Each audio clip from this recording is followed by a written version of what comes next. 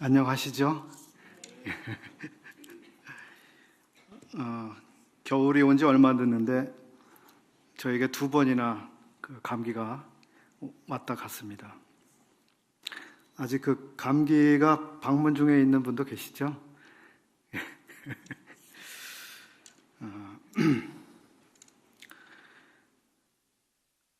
오늘 같은 이 겨울날 저녁에 가장 많이 생각나시는 음식이 뭐가 있으세요? 군고구마, 군밤, 붕어빵, 또 따뜻한 음식, 어묵국. 참 따뜻함이 기다려지는 계절입니다. 아마 겨울이기 때문에 따뜻함이 더 귀하고 참 따뜻함이 더 좋고 그런 것 같아요. 우리 성도님들은 겨울에 가장 많이 생각나는 그 추억 속의 인물, 그 어떤 분이 계십니까? 겨울 하면 떠오르는 그 사람 있으십니까? 또 겨울 하면 가장 많이 생각나는 영화의 어떤 주인공 또 생각나는 분 있습니까? 겨울 하면 생각나는 잊지 못할 그 사람 있으시죠?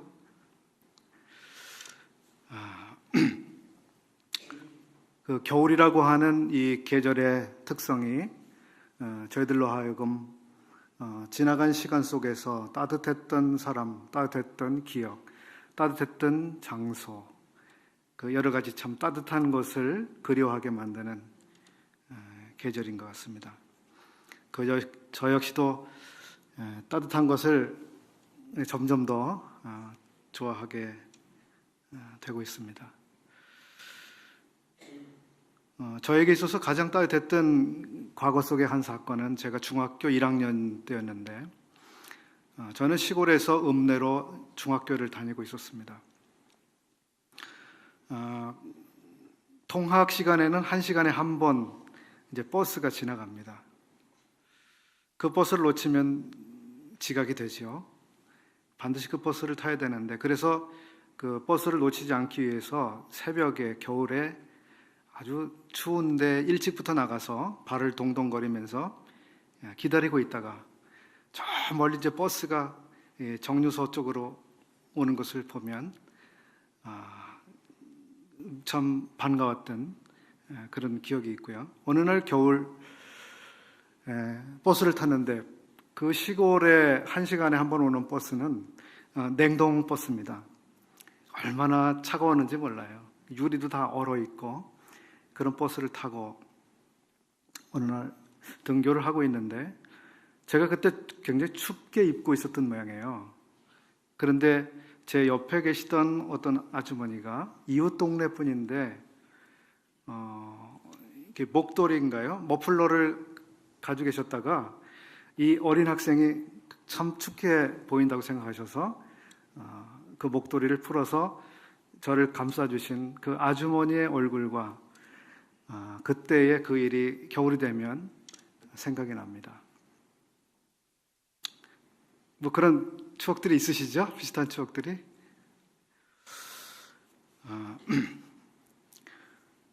오늘 아침에 요한복음 10장 22절 그 말씀에 한 대목이 잠깐 생각이 났습니다. 예루살렘의 수전절이 이르니 때는 겨울이라, 이런 말씀입니다. 예루살렘의 수전절이 이르니, 수전절이라고 하는 절기가 임했는데 이때 절기는 겨울에 있는 절기였습니다.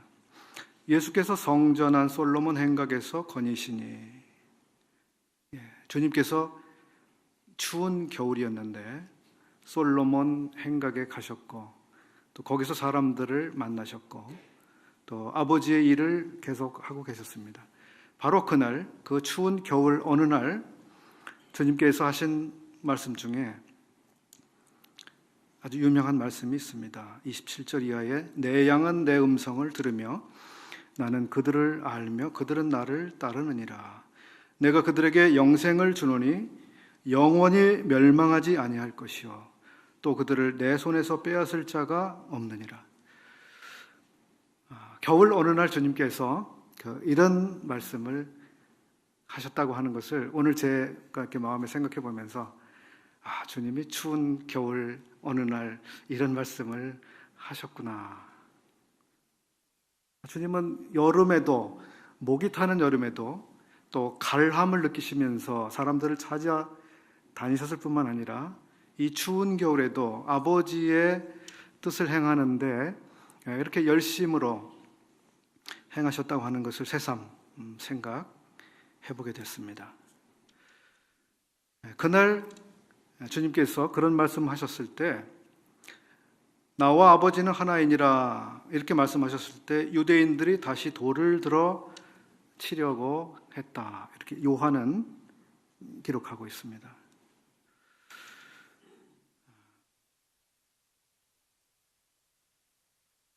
사도 요한을 일컬어서 많은 분들이 요한은 사랑의 사도라고 하는 말씀 다 들어보셨죠? 사랑의 사도. 어떻게 해서 요한은 사랑의 사도라고 하는 별명을 갖게 됐을까? 그리고 왜 그러한 요한은 사랑의 사도라고 하는 그 말을 들을 때 어색하지 않게 자연스럽게 들려올까? 그런 생각 혹시 해보셨습니까?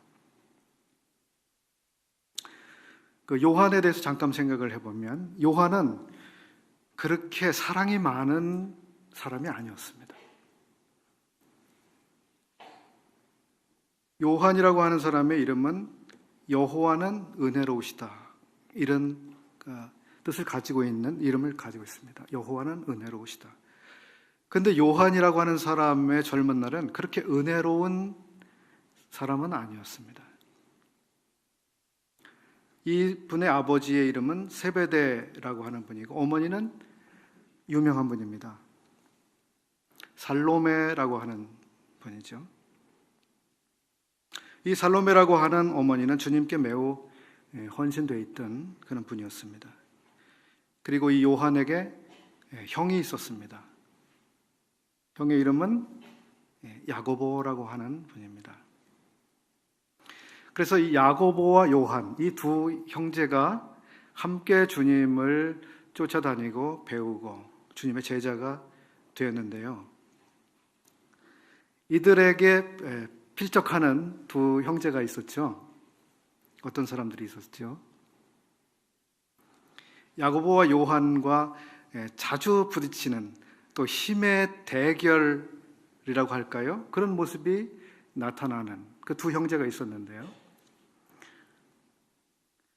안드레와 베드로죠. 그 두 형제와 이쪽의 두 형제가 우리가 더 크다. 우리가 더 높아질 것이다. 우리가 더 영광스러운 자리에 앉아야 되겠다. 그런 다툼을 여러 번 한 모습이 기록되어 있습니다. 요한과 그 형제에 대해서 주님은 별명을 붙여줬습니다. 무슨 별명이었을까요? 아시는 분들이 계시겠죠? 보아너게라고 하는 별명을 주님이 친히 붙여주셨습니다. 그 이름의 뜻은 뭐죠? 우르의 아들들이다. 우르의 아들들. 번쩍번쩍하죠? 아주 무섭죠? 좀 과격하고 다급하고 폭력적이고 거칠고 이런 느낌을 주지 않습니까? 주님이 붙여주신 별명처럼 이들 형제는 정말 편협하고 그리고 조급하고 그리고 거친 사람들이었습니다.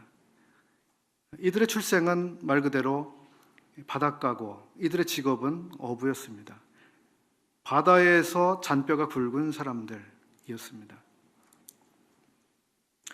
그렇기 때문에 우리가 요한 사도 그러면 이번은 정말 자상하고 부드러운 사랑의 사람이다라고 하는 그런 것과는 어울리지 않는 그런 젊은 날을 보내고 있었습니다. 마가복음 9장 38절에 보면 이 요한이 이렇게 이야기를 하고 있습니다. 선생님, 우리를 따르지 않는 어떤 자가 주님의 이름으로 귀신을 내쫓는 것을 우리가 보고 우리를 따르지 아니함으로 금하였습니다. 이렇게 이야기하고 있습니다. 우리 편이냐 아니냐, 우리를 따라오는 사람이냐 아니냐, 그것을 가려서 아주 편협한 이런 생각을 가지고 사람들을 대하고 있는 이런 모습으로 보여집니다. 누가복음 9장 51절에서 54절을 보게 되면 주님께서 승천하실 기약이 차감해 예루살렘을 향하여 올라가시게 되었는데 사마리아인의 한 마을에 들어가셨습니다. 그런데 예수께서 예루살렘을 향하여 가시기 때문에 그들이 받아들이지 아니하는지라. 제자 야고보와 요한이, 형제들이 이를 보고 이르되 주여, 우리가 불을 명하여 하늘로부터 내려 저들을 멸하라 하기를 원하십니까? 이렇게 여쭈었습니다. 이 형제들이 생각했을 때는 주님을 영접하지 않는 것은 이거 참을 수 없는 일, 당연히 심판을 당장 내려야 된다라고 하는 생각을 이 형제들은 하고 있었습니다. 아주 급하죠.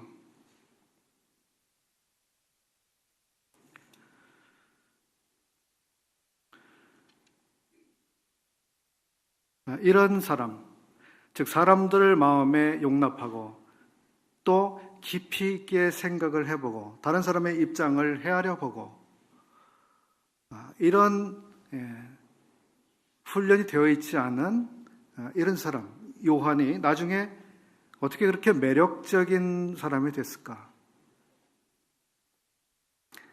참 이해가 잘 되지 않는 그런 모습입니다.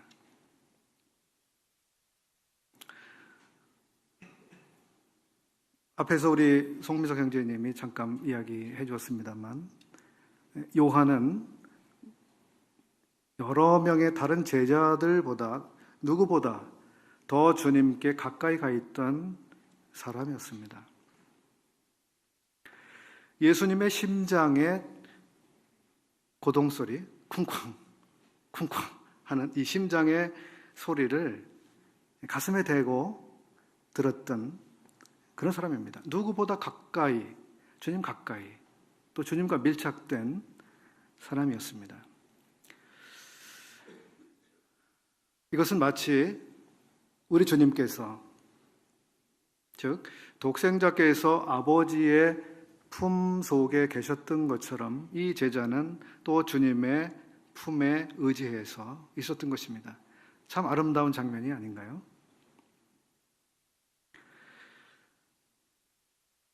요한복음 1장 18절에 이런 말씀이 있는데요. 본래 하나님을 본 사람이 없으되 아버지의 품속에 있는 독생하신 하나님이 나타내셨느니라.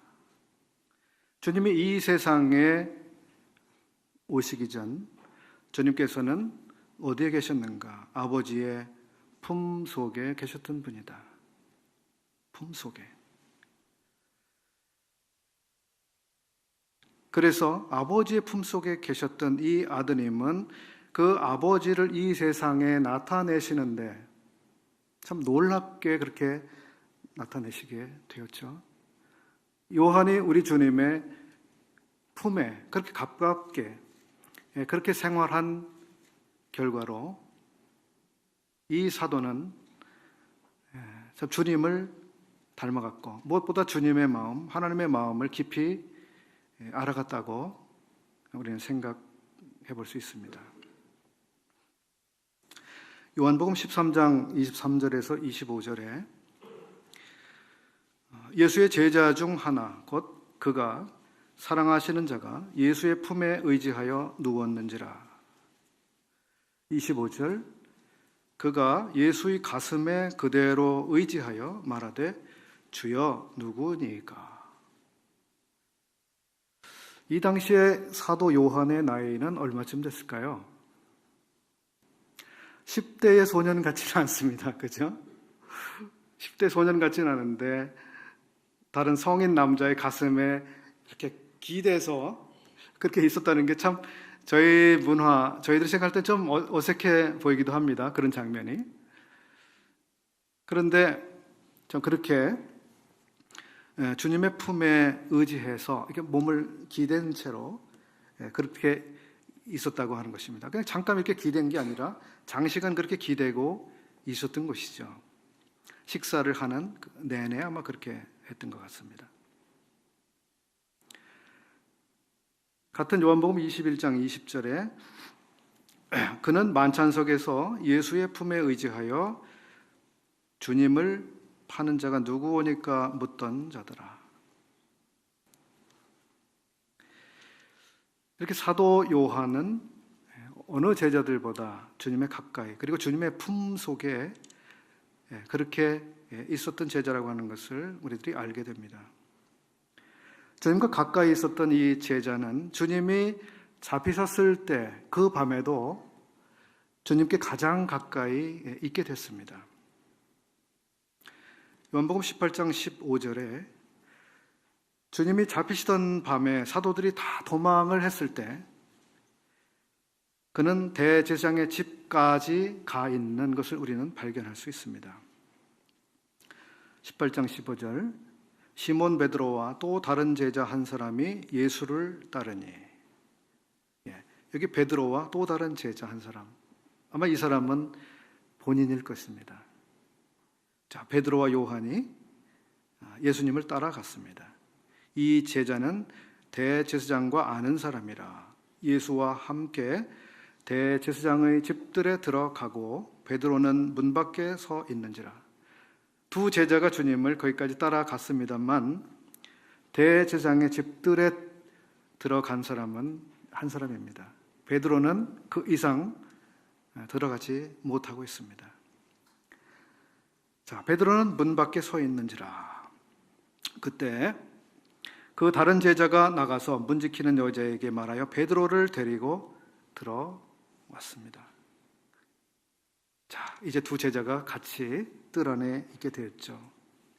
자, 그리고 문 지키는 여종이 베드로에게 말하되 너도 이 사람의 제자 중 하나가 아니냐 하니 그가 말하되 나는 아니라 하고 이제 이 사건이 일어났던 것입니다. 근데 요한에게는 왜 안 물어봤을까요? 참 신기하지 않습니까? 물어보았는데 모든 복음서 기자들이 기록하지 않았을까요? 글쎄 모르겠습니다. 아마 물어보지 않았던 것 같아요. 내 복음서가 여기에 대해서 아무 말씀도 하지 않은 것을 보면 베드로에게만 그 질문을 했던 것 같습니다. 그 밤인데요. 그 밤에 18절 그때가 추운 고로 종과 아랫사람들이 불을 피우고 서서 쬐니 그 밤도 추위가 느껴지는 참 불이 그리운 그런 밤이었습니다. 그 밤에 이 제자는 주님과 함께 대제사장의 집들 안에 있습니다. 그리고 이 제자는 주님이 못 박히던 그 시간 주님 앞에 있었습니다.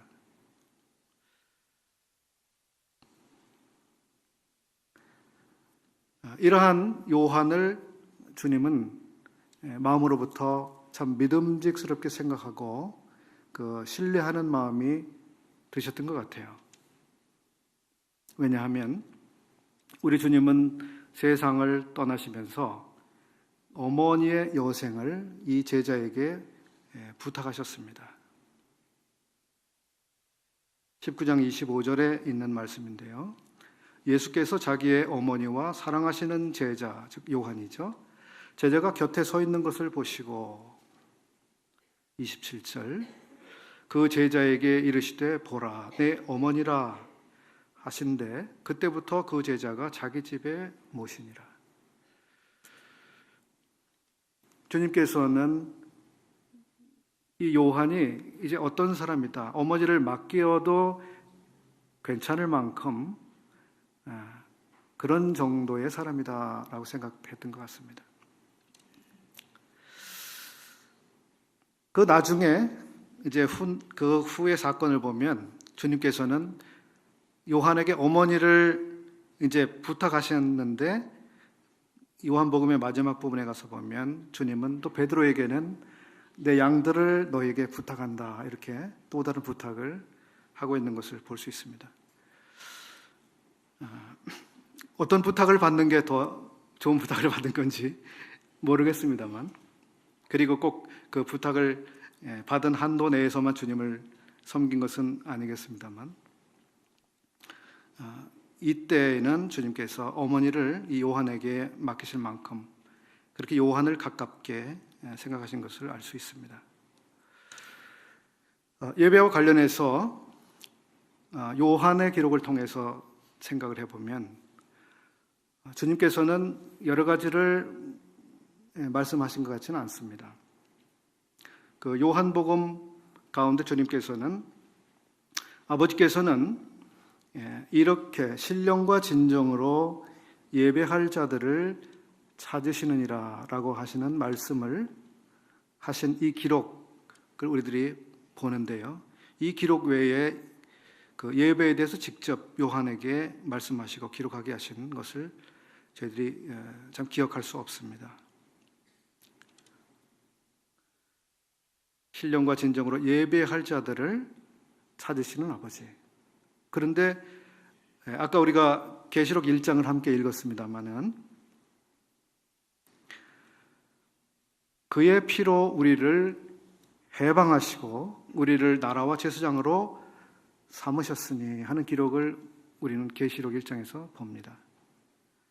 요한복음에서 신령과 진정으로 예배할 자들을 찾으신다고 말씀하신 그 아버지의 찾으심이 이제 계시록에 가서 보면 이제 나라와 제사장으로 삼으신 그 사람들에 대해서 말씀하고 계신 거죠. 그래서 신령과 진정으로 예배하는 자들이 누구인가를 생각해 볼 때 그의 피로 우리를 해방하신, 예수 그리스도의 피로 해방을 받은 그런 사람들만 이제 신령과 진정으로 예배할 자격을 가지고 있는 사람들이다 하는 것을 생각해 볼 수 있습니다.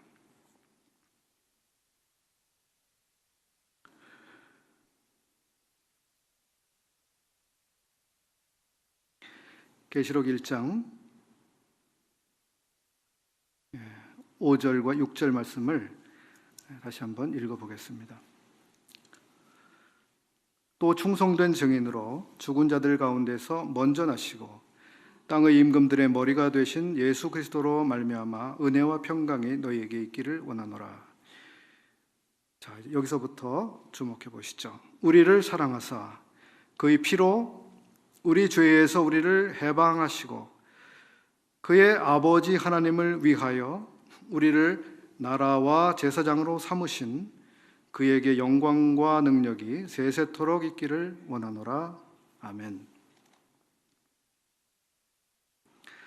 여기서 어떤 사람들을 나라와 제사장으로 삼으셨다고 말씀하시는데요, 그렇게 하시기 위해서 먼저 선행된 일들이 나옵니다. 그것은 우리를 사랑하신 사랑이 먼저 나오고 있습니다. 그리고 그 사랑 때문에 죄에서 우리를 해방하신 그 놀라운 사건이 나옵니다. 그리고 그것을 죄에서 해방시키신 그 방법이 나오는데 그것이 자기의 피입니다. 우리를 나라와 제사장으로 삼으시는데 이 과정에 있어서 이 세 가지, 즉 우리를 사랑하셨다고 하는 사실,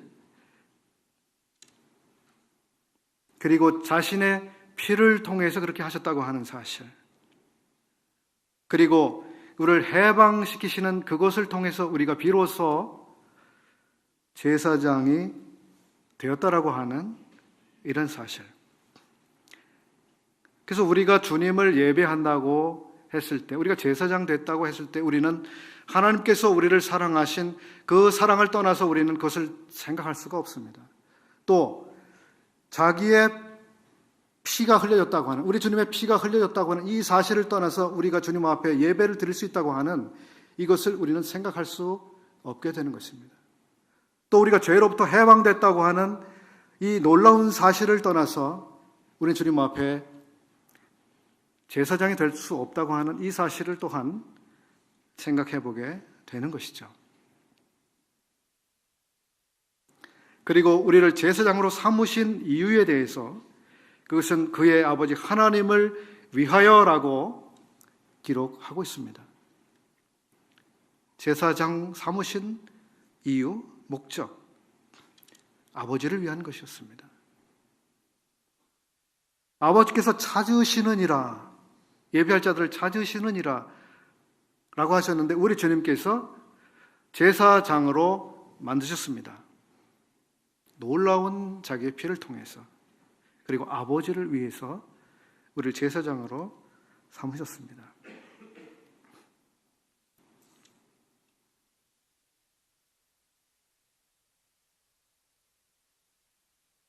주님의 피로 우리의 죄로부터 해방된 성도들만 신령과 진정으로 아버지를 예배할 사람들이 되었다.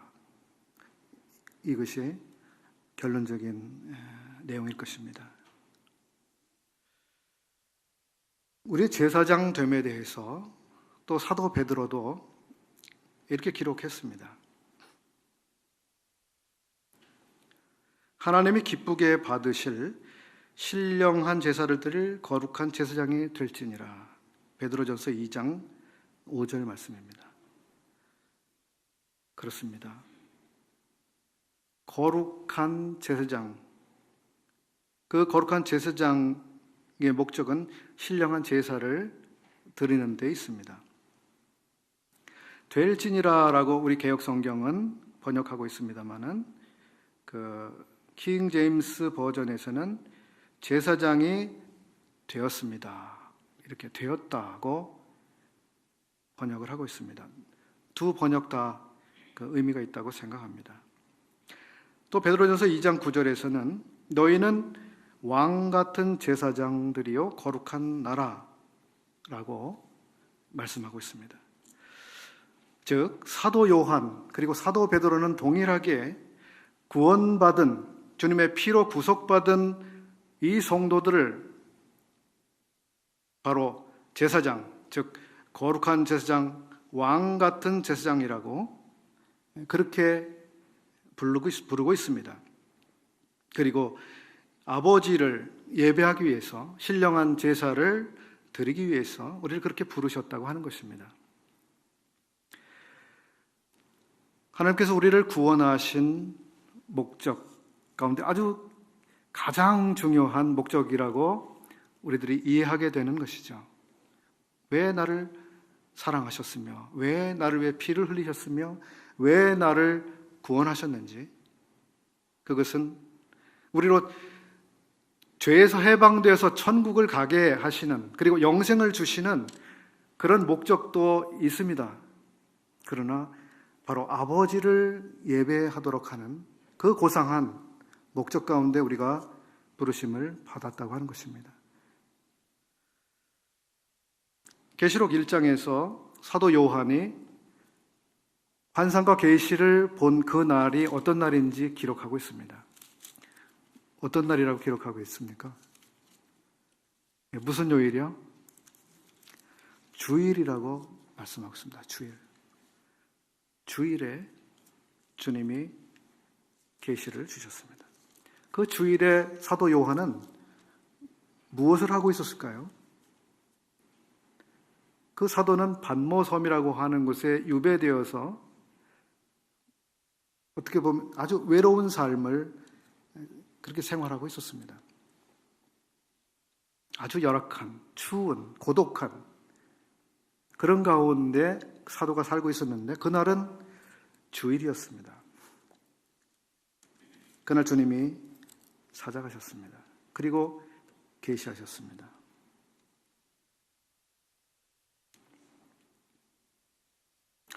아마 그날 이 사도는 주님을 기억하고 떡을 떼고 잔을 마셨겠죠. 몇 사람이 그렇게 같이 했는지 모르겠습니다. 아마 혼자 했는지 글쎄요. 그랬을 가능성도 배제할 수는 없겠죠. 주님을 기억하던 그 주일에 주님이 이 사도를 찾아가셨고 놀라운 앞으로 될 일에 하나님의 놀라운 계획을 그게 말씀해 주셨습니다. 그리고 그러한 모든 계획들이 앞서서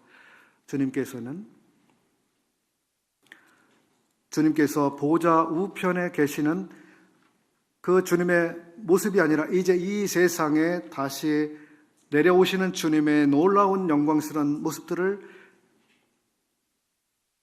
놀랍게 보여주셨습니다. 이제 주님께서 계시록을 통해서 주님이 얼마나 영광스러운 어미에 찬 그런 분이신지 저희들이 보게 되는데, 이제 다음 수요일에 우리 스티브 형제님께서 말씀해 주실 겁니다.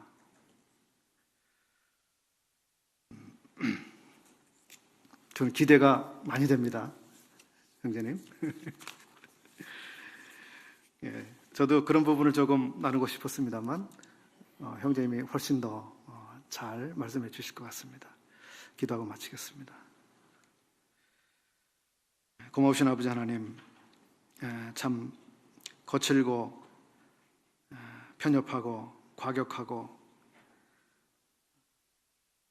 참 그러한 요한을 주님이 제자로 선택하시고 또 주님의 곁에 있게 하시고 또 주님의 품에 의지할 수 있도록 참 그렇게 하시고, 그런 가운데 주님의 마음을 배우며 주님을 배우도록 그렇게 하셔서 참 그 사도가 사랑의 사도요, 참 주님이 신뢰할 만한 참 그런 사람으로 성숙되도록 참 그렇게 사도를 아끼시고 돌보시고 기르신 이 놀라운 손길을 생각할 때 감사를 드립니다. 또 주님께서 저희들을 찾아오시고 동일하게 저희들을 그와 같이 돌보시는 은혜를 기억할 때도 감사를 드립니다. 아버지 하나님, 참 이 사도를 통해서 이제 저희들을 구원하신 놀라운 목적이 신령한 제사를 드릴 제사장이 되게 하시기 위해서 그렇게 하셨다고 하는 이 놀라운 아버지 하나님의 뜻을 저희들로 다시 한번 생각할 수 있는 은혜를 주셔서 감사를 드립니다. 참 저희들이 주일에 모이게 될 때에 참 그저 정해진 날짜이기 때문에 모이는 또 그런 시간이 아니라, 그런 날이 아니라, 또 주님께서 저희들을 부르신 참 값진 부르심, 많은 대가를 지불하신 그러한 대가를 저희들로 생각하게 하시고 저희를 부르신 이 고상한 부르심을 기억하면서 주 앞에 나올 수 있도록 참 주님의 영광스러움을 기억하면서 주님의 예배 앞에 나올 수 있도록 저희들을 도와주셔서 저희들을 부르신 뜻을 따라 저희들로부터 놀라운 예배를 받으시기를 기도합니다. 주님의 은혜를 감사하며 우리 주 예수님의 이름으로 기도합나이다. 아멘. 감사합니다.